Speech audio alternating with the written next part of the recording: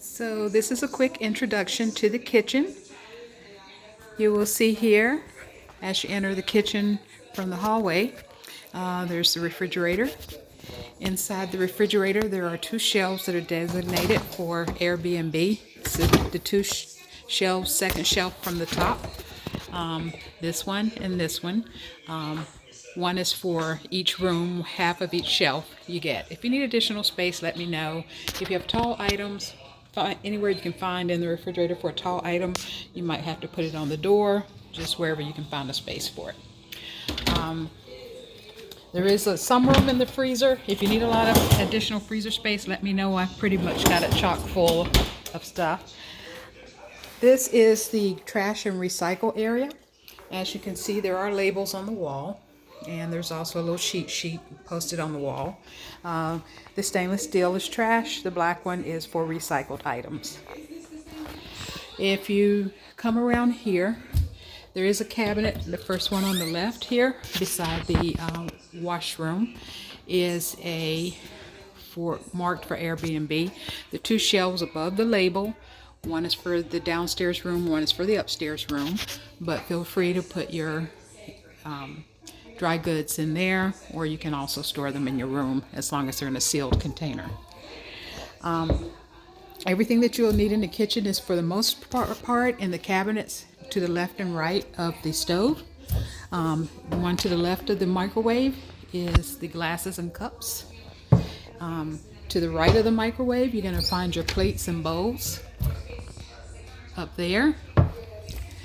To the right of the stove, you're going to find pots and pans that you may need. There are also some additional pots in another cabinet, which I'll show you.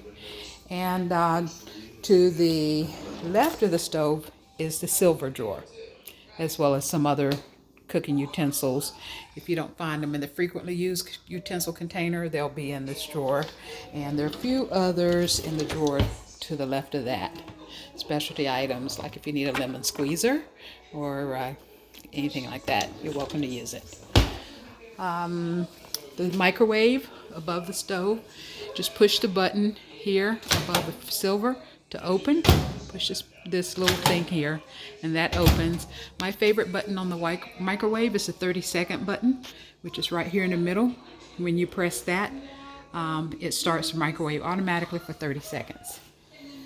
I think the stove is pretty self-explanatory there, but if you have any questions about it, let me know. All the other cabinets just have various things that I keep. If you're looking for something, feel free to open the cabinet at any time. We do have a coffee maker downstairs, and that's the Keurig coffee maker.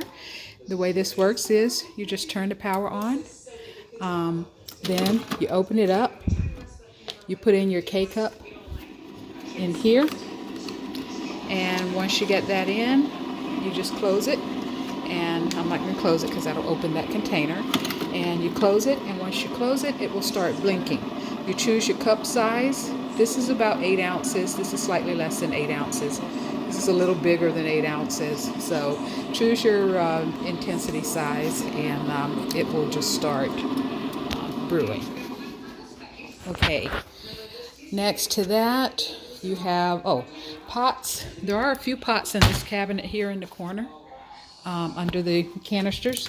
All of my pot set are there. So you've got small, medium, large, extra large, and on the very bottom row there, you've got your stock pots, which I doubt you'll be using, but if you need to, they're down there. All right. Then you got your sink area. This area is for quick drying of hand-washed items, but for the most part, any dirty dishes, you can just quickly rinse them and put them into the dishwasher here. And when the dishwasher is full, I will run it, and I'll usually have some type of indicator up here that these are clean dishes. So for the most part, I run it when I'm home so that I can immediately take the dishes out. Typically, once I run it, when I'm running it, I will leave this box sitting here to let you know that these are clean dishes, and in that case, you'll need to just rinse your dishes out and leave them in the sink. Okay. So that's pretty much an introduction to the kitchen. This is my fruit basket up here. If you have fruit that you'd like to store, feel free to just put it in that basket. Generally, if it's just two people here, there won't be any confusion, but when it's three, you take your chances.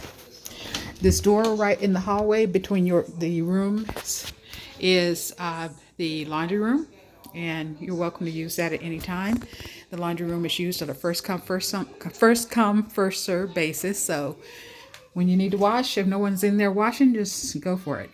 Basically, with the dryer, there is a little thing here that it says clean before each load, but for the most part, with several people here, we all try to clean after the load, so the next person doesn't have to clean out your stuff. The washer's pretty easy, self-explanatory, but you have 3 different controls. You can control the size of the load, you control the temperature, and just turn this. You've got small, medium, large. You can control the temperature, and then you can control which cycle. I typically use the normal cycle, so you basically push it in, turn it to the cycle that you want, and when you get to the start of that cycle, you just pull it out, and that starts it. The dryer is pretty self-explanatory too. Basically, you can set the amount of time that you want to dry. I usually use the time dry here. And at the end of the time dry, it will ding. The end of the cycle will ring, and sometimes you can hear it. If the door is closed, you may not be able to.